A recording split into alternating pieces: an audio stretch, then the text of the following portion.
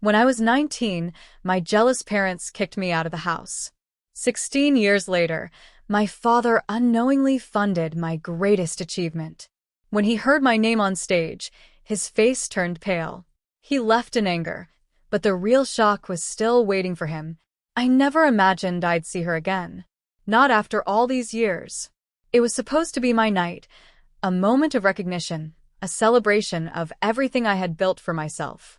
The gala was elegant, filled with industry leaders, researchers, and scholars, all gathered to honor the progress we had made in biomedical research. I had spent years buried in labs, pushing through endless nights of study, sacrifice, and doubt.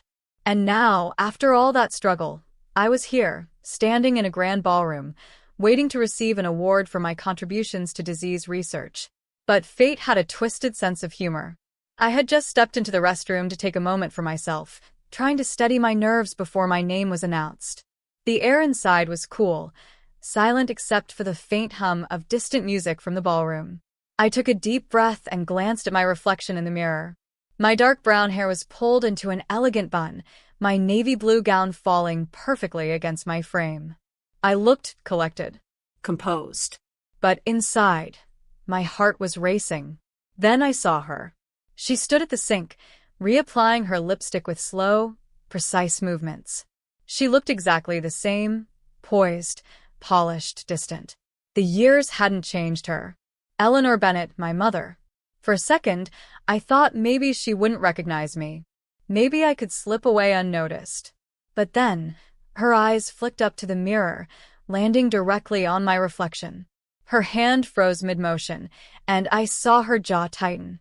Hannah, that was it. Just my name. No emotion, no warmth, like we had run into each other at some country club instead of facing each other for the first time in 16 years. I didn't expect to see you here, I said, gripping the edge of my clutch. She turned slowly, her posture as rigid as ever. Your father and I were invited. We support organizations that fund medical research. Of course, they had always been involved in charity work, not out of kindness, but because it looked good. The perfect Bennett image had always mattered more than anything. And you, she asked. I'm being honored tonight, I replied, meeting her gaze.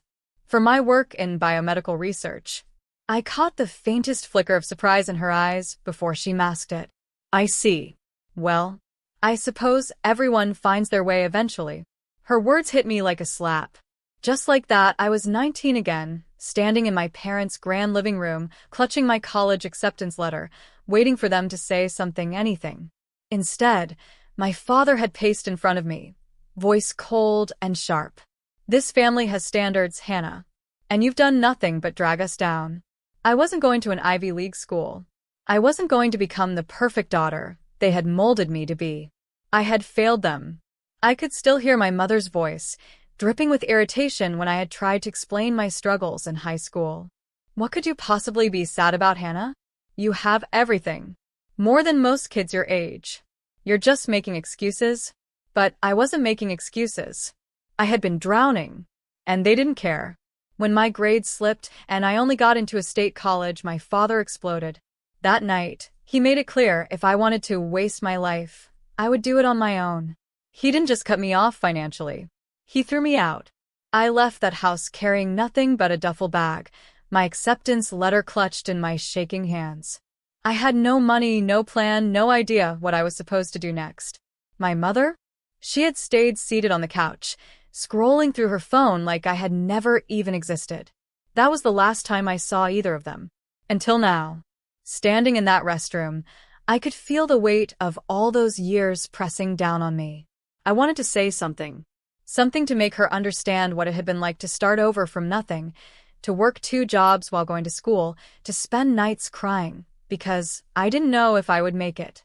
But looking at her now, I realized something. She didn't care. She had never cared.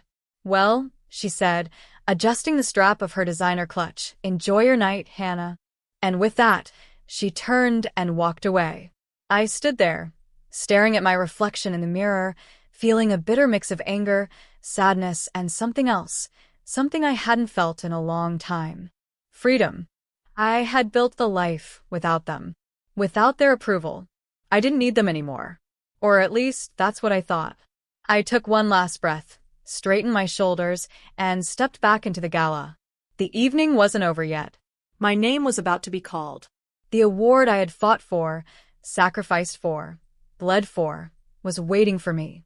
But as I made my way back through the crowd, something caught my eye. At the far end of the ballroom, near the VIP tables, a man sat with his back straight, his face expressionless. He was older now, his dark hair streaked with silver, his suit perfectly tailored. Gregory Bennett. My father. My stomach twisted. If my mother's presence had been a shock, this was something else entirely. He never attended events like this unless he had something to gain. What was he doing here? A sinking feeling crept into my chest, but I pushed it aside. I wouldn't let him ruin this night for me. I was not that lost, desperate 19-year-old anymore.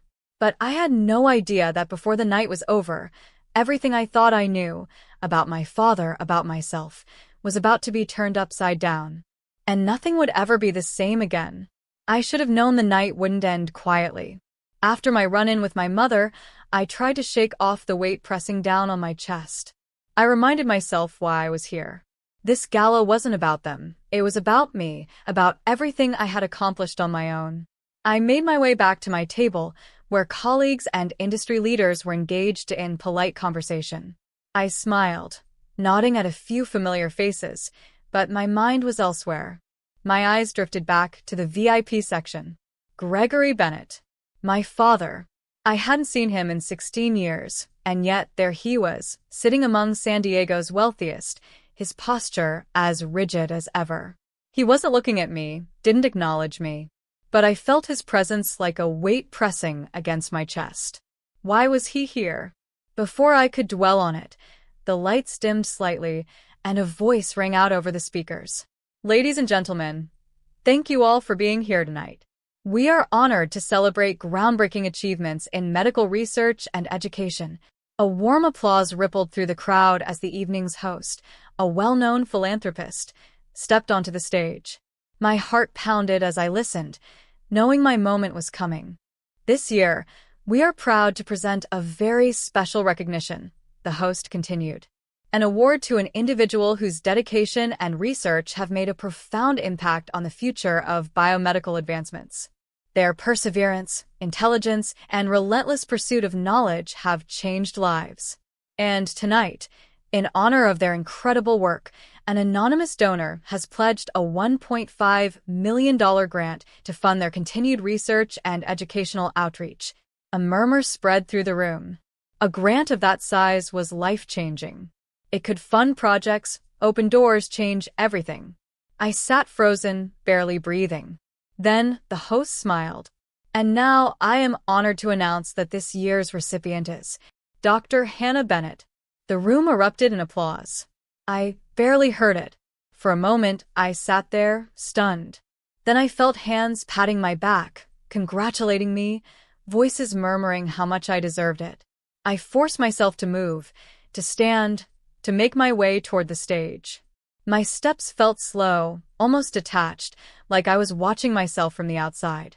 This was it. This was supposed to be my moment.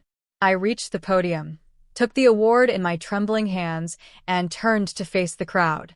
But just as I opened my mouth to speak, something caught my eye. My father. He had stood up abruptly, his chair scraping against the floor. His expression was unreadable, somewhere between shock and disgust. And then, before I could process it, he turned and walked out of the room. Just like that, right in the middle of my speech. The claps continued, the audience waiting for me to say something, but my throat felt tight. My eyes lingered on the doors that had just swung shut behind him. I forced a breath. Not now, Hannah. Not tonight. I gripped the podium tighter and began my speech. I thanked my mentors, my colleagues, the organizations that had supported my research. I spoke about the importance of persistence, about fighting for knowledge, about pushing through even when the odds seemed stacked against you. And the whole time, my father's absence sat like a lead weight in my stomach. The moment the ceremony ended, I made my way through the crowd, shaking hands, thanking well-wishers. but my mind was elsewhere. I needed to know why he left. As I reached the back of the ballroom, a conversation stopped me in my tracks. "Did you hear? The grant came from Bennett Agritech." I froze. "What? That's Gregory Bennett's company, right?" Yes. It was a last-minute donation, apparently. Completely anonymous, but the foundation confirmed it earlier today. My pulse roared in my ears. No, it couldn't be. The $1.5 million grant, my award, had come from my father's company. I staggered back, gripping the nearest chair for balance. Was that why he left? Had he just realized who the recipient was? The irony of it twisted in my gut like a knife. The same man who had kicked me out at 19, who had called me a disgrace, had just unknowingly funded my success. He had given his money away, thinking it would go to some worthy scientist, someone respectable in his eyes. And instead, it had gone to me, the daughter he had disowned. Had he stormed out because he couldn't handle it? I needed to know. Without thinking, I turned and pushed through the doors, out of the ballroom, down the hall. My heels clicked against the marble floors as I scanned the crowd. Then I saw him. He was standing near the exit, speaking to someone on the phone, his face twisted in frustration. For a brief second, I hesitated. Why am I doing this? I had spent years convincing myself that I didn't care what he thought, that I had moved on, that I had built my life without him. But seeing him again, realizing that even after all this time, he still couldn't stand the sight of me, something inside me snapped. I stepped forward, my voice clear, steady. "Dad." He turned. His grip on the phone tightened, and for a second, I saw something flicker across his face. Shock. Annoyance? Guilt? "Hannah," he said flatly. We stood there, face to face, for the first time in 16 years. For a long moment, neither of us spoke. Then, he exhaled sharply. "Is there something you need?" I felt a bitter laugh rise in my throat. Typical. He wasn't even going to acknowledge what had just happened. "I saw you leave," I said, crossing my arms. "Couldn't handle staying in the room when they announced my name, huh?" His jaw clenched. "This isn't the time." "Oh, really?" I stepped closer. "You donated that grant, didn't you? Through your company. You had no idea who it was going to. And now that you know, you're, what? Ashamed?" His silence was answer enough. I shook my head, feeling something inside me harden. "I didn't ask for your money. I didn't ask for anything from you. But it looks like, for once in your life, you actually contributed to something good. And you can't even stand it?" His eyes darkened. "Watch your tone, Hannah." I scoffed. Why? "Because I finally have something to say to you. Because I'm not begging for your approvals." His lips curled into something resembling a sneer. "You think this changes anything? You're still the same failure I threw out of my house." I felt the words more than I heard them. But the strangest thing happened. They didn't hurt. Not like before. Because for the first time in my life, I realized the truth. His words didn't matter anymore. I had built my own life. My own legacy. Without him. I looked him in the eye, my voice unwavering. "You don't get to define me anymore." Then I turned and walked away. And, this time, I was the one leaving him behind. I walked away from my father that night, but the weight of our conversation lingered. His words, sharp and bitter, should have cut me deep, but they didn't. Not in the way they used to. For the first time in my life, I realized that Gregory Bennett's approval meant nothing to me anymore. I had spent years chasing something that was never going to come, waiting for a moment where he would acknowledge my success, where he would say, "I was wrong about you, Hannah." But that moment would never come. And I was finally okay with that. The evening at the gala continued in a blur. Congratulations poured in from colleagues and guests, but I could barely register them. My mind was spinning. What was I going to do with the grant? The money, his money, felt like a chain tied to my past, dragging me back into the world I had fought so hard to escape. I barely slept that night. I kept replaying the evening over and over in my head. The moment I saw my mother, the shock on my father's face when he realized who had received the grant, the way he stormed out of the room, unable to even be in the same space as me. By morning, I knew what I had to do. The next day, I sat at my desk, staring at the grant acceptance letter. The amount $1.5 million was enough to fund research, to push my projects forward in ways I had only dreamed of. But it wasn't mine. Not really. No matter how much I tried to convince myself otherwise, it came from him, from the company that once symbolized everything I had been rejected for. I wasn't going to keep it. Instead, I was going to use it for something that actually mattered. Something that wasn't about proving anything to my father, but about giving back in ways he never would. By noon, I had made my decision. I would donate the entire grant to fund scholarships for underprivileged students, students like me, who had been told they weren't good enough, who had been cast aside by people who were supposed to support them. It wasn't an impulsive decision. It was the right decision. I picked up the phone and called my lawyer. I want to reallocate the grant, I told him. I don't want a cent of it for myself. I want it to go towards scholarships for students in STEM fields, kids who never got a fair shot. There was a brief silence. Are you sure, Dr. Bennett? He asked. This could fund your research for years. I exhaled slowly. I'm sure. And just like that, it was done. Later that afternoon, I sat in my office, staring out at the San Diego skyline. For years, I had believed that success was the answer. That if I worked hard enough, if I built a name for myself, if I achieved enough, then maybe, just maybe, I would feel whole. But it wasn't success that had given me closure. It was letting go of the need for validation. Letting go of the idea that my parents' approval would somehow change anything about who I was. Letting go of the pain that had anchored me to them for so long. That evening, as I left the university and stepped out into the cool California air, my phone buzzed. A call from Aunt Vivian. She was the only one in my family who had ever supported me. The only one who had called on my birthdays, who had sent me letters while I was struggling through school, who had never made me feel like a disappointment. I answered. Hey, Aunt Viv. I heard about what you did, Hannah. Her voice was soft, filled with something that sounded like pride. The donation. The scholarships. I smiled faintly. Yeah. It felt like the right thing to do. She paused for a moment. I hope you know how proud I am of you. Not just for this, for all of it. Something inside me cracked. Maybe it wasn't the validation I had spent years craving, but this quiet, genuine acknowledgement from someone who actually cared meant more than anything my parents could have ever given me. Thank you, I whispered.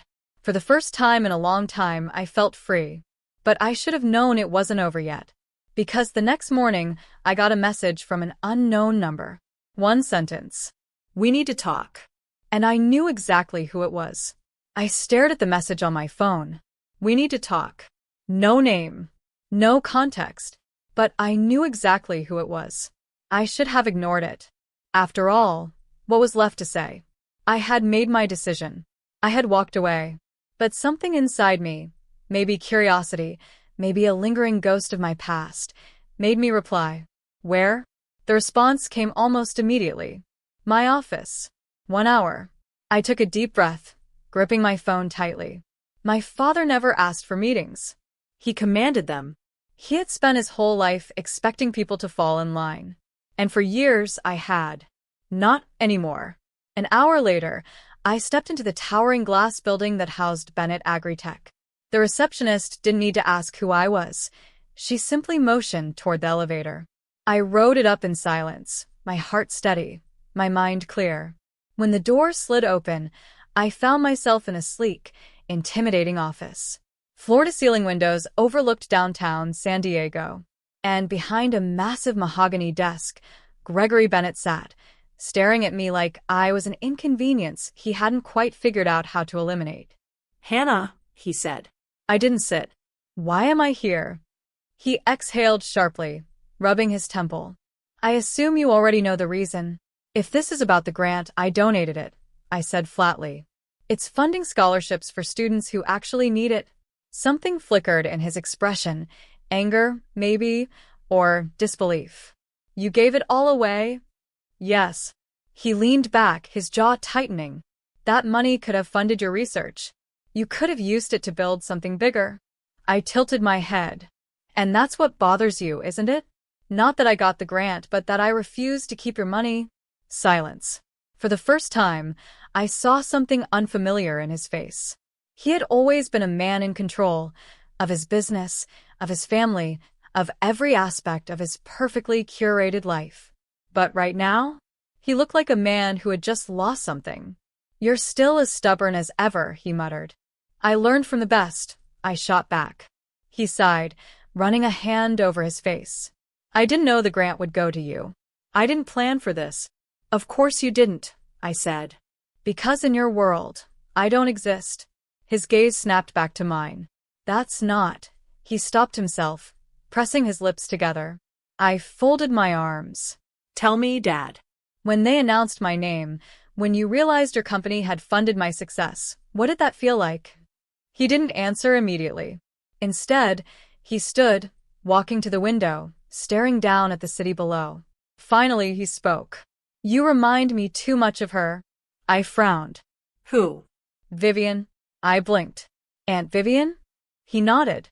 "She was always reckless, always refusing to follow the rules, making life harder for herself." He let out a bitter chuckle. "My father hated her for it, and I never understood her either. Until you." I swallowed hard. "So that's it? You threw me out because I wouldn't become the version of me you wanted." His silence was answer enough. I shook my head, letting out a small, humorless laugh. "You never cared, did you? About my struggles, about what I went through after you kicked me out. You just cut me off like I was a mistake." He turned to face me then, and for the first time, I saw regret. Faint, buried deep, but real. "I thought I was doing what was necessary," he admitted. "You were weak, Hannah. You were falling apart, and I didn't know how to fix you. So I pushed you. I thought if I cut you off, you'd—" He exhaled sharply. "I thought it would make you stronger." I stared at him, stunned. "You thought abandoning me would make me stronger?" I whispered. "That's not parenting, Dad. That's cruelty." He didn't argue, didn't defend himself. I shook my head. "You don't get to take credit for the person I became. "You didn't build me." You broke me." And I put myself back together. A long silence stretched between us. Then he spoke again, his voice quieter. "And yet here you are, in my office, speaking to me." I met his gaze, and for the first time in my life, I felt nothing but pity. "Not because I need you," I said, "but because I wanted to see if you had changed." I stepped back toward the door. "But you haven't." He exhaled, rubbing his forehead. "Hannah." "No," I cut him off. "There's nothing left to say." I turned and walked out. And this time, I knew I would never look back. A week later, I stood on the stage of San Diego University, addressing a room full of students. Students who, like me, had once been told they weren't good enough. "Resilience isn't about proving people wrong," I said, looking across the crowd. "It's about proving yourself right." The applause was thunderous. But the real victory wasn't in the sound. It was in the knowledge that I had finally let go. I had built my own path, and it was mine alone.